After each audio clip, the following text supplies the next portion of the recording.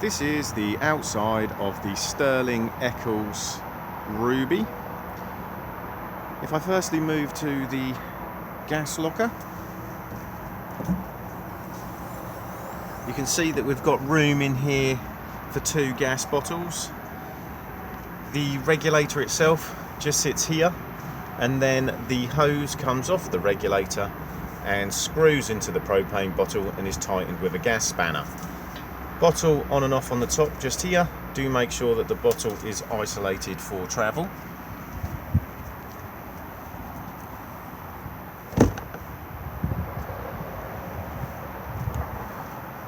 Fresh water into the caravan at this point just here.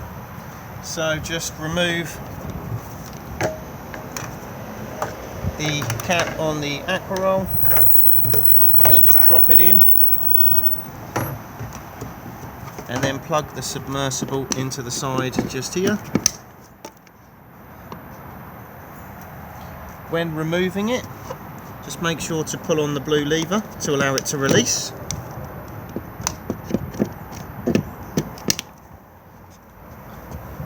Just here you can see one of the wind points for the front corner steady. And then we have the flue for the trimmer boiler. As you can see, there is a cover over it. This cover needs to be removed if you are heating your hot water on gas. If you are heating your hot water on main supply, this can stay on.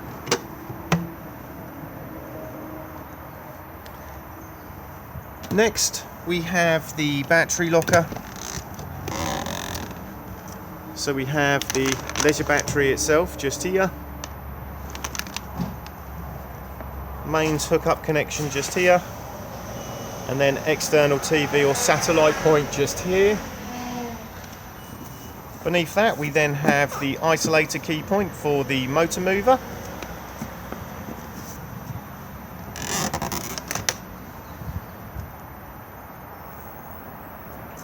Both vents for the fridge. Just make sure that nothing is obstructing them and try to avoid spraying lots of water at them when washing the caravan.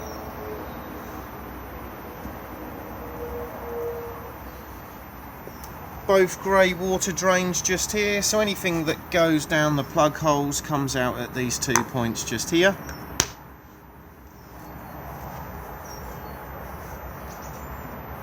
And then we have the cassette toilet. So at the top here we have the header tank fill for the flush water.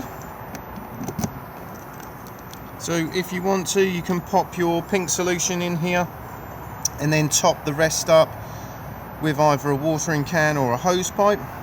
Never travel with this completely full, as it will slosh around and then make a mess inside the caravan. So to drain the header tank down for either travel or winterization, if I now just come to the location of the cassette itself,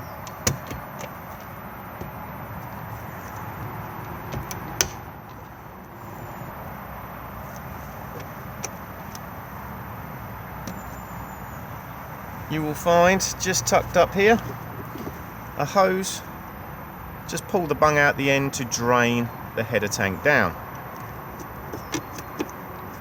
To remove the cassette itself, just lift up on the orange lever and then pull towards you.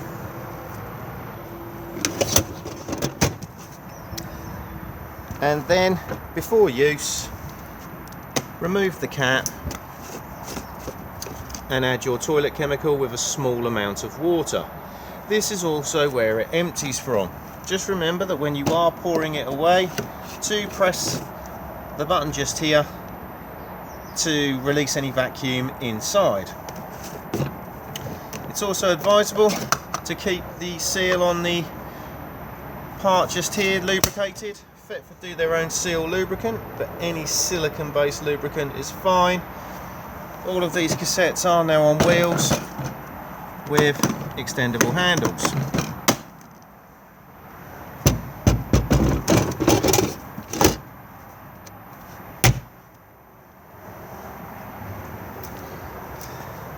At the rear we can see both wind points for the corner steadies.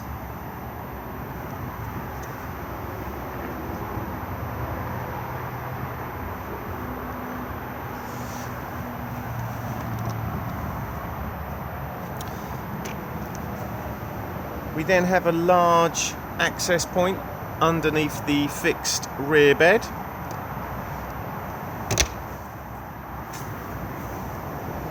Spare wheel is just located in the Alco carrier just here.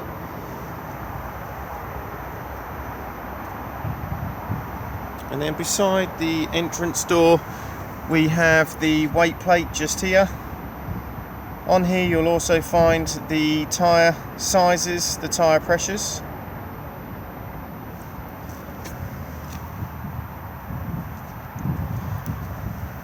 We then have the external wet locker just here.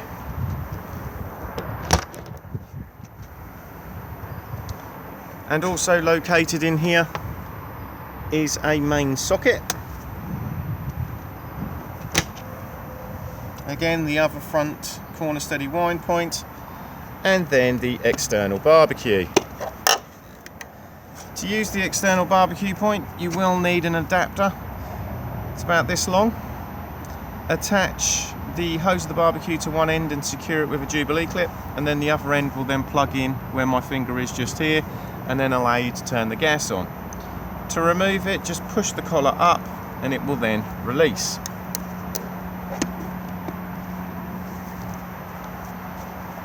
The caravan is alarmed, and the alarm fob looks like this.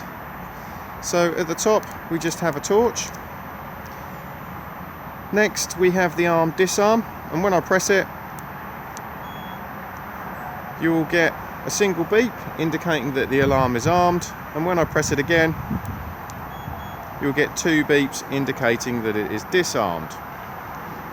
This next button here does absolutely nothing. On some models it would turn the awning light on and off, but on this particular caravan that is just done inside the door just here on this switch.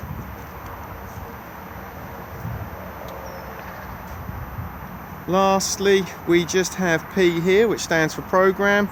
You can alter the characteristics of the alarm on this button here. I always suggest reading the alarm instructions before doing this, but you can't inadvertently do anything just by pressing it. You do have to hold it down for at least 10 seconds.